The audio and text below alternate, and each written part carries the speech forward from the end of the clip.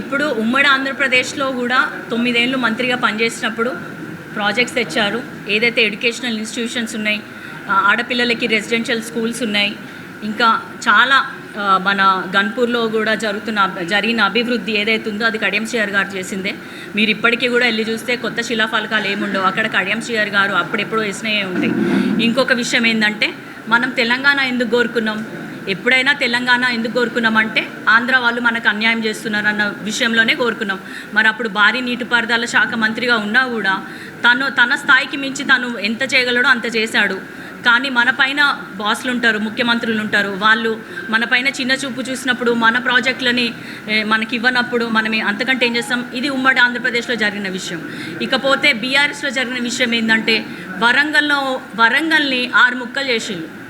ఇంతకంటే ఘోరం ఏమైనా ఉంటుందా? ఆ రోజు నేను బీఆర్ఎస్ కార్యకర్తను అయినా కూడా నేను బాధపడినా. నా అందమైన వరంగల్, దానికి ఎంతో చరిత్ర ఉంది. దేశంలోనే రాజధానిగా కాకతీయుల రాజ్యంలో ఏలుబడిన రాజ్యం ఇది ఓరుగల్లు. అట్లాంటి ఏది తక్కువ ఉంది చెప్పండి హైదరాబాద్ కంటే? ఇట్లాంటి మంచి ప్లేసెస్ నుంచి వచ్చినా కూడా మన నాయకులు చేయలేనప్పుడు, వాళ్ళ కింద మనం మంత్రులుగా ఉన్నప్పుడు మన స్థాయి ఎంత ఉంటుందో అంతే చేయగలుగుతాం, అంతకంటే ఎక్కువ ఏం చేయలేము. అప్పటికి కూడా కడియం శ్రీహరి గారు చాలా విషయాలలో కూడా ఓపెన్గా మాట్లాడినారు కాబట్టి రెండోసారి బీఆర్ఎస్ పార్టీ మమ్మల్ని పక్కన పెట్టడం జరిగింది. ఏదైతే అప్పుడు దళిత బంధువు గురించి కూడా ఓపెన్గా చెప్పిండు, ఇది పులి మీద స్వారీ లాంటిదని. అట్లాంటి కొన్ని పథకాలు, కొన్ని విషయాల మీద తను అపోజ్ చేసినప్పుడు పక్కన పెట్టడము సహజమైపోయింది.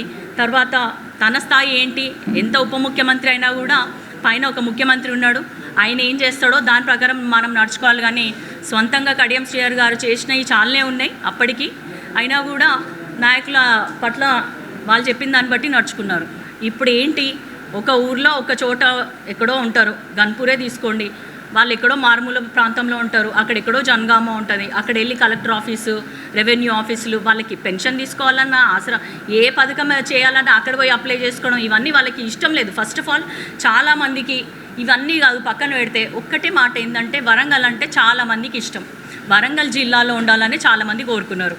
కానీ అట్లా కాకుండా వేరే వేరే జిల్లాలు ప్రజల ఇష్టం లేకుండా చేసినప్పుడు వాళ్ళు చాలామంది ఏమంటారు, ధర్నాలు చేశారు, రాస్తారోకలు చేసిండ్రు, అన్నీ చేసిండ్రు కదా. ఇప్పుడు ఏం జరగబోతుంది అంటే, మన సీఎం రేవంత్ రెడ్డి గారు ఒక కమిషన్ ఏర్పాటు చేస్తున్నారు.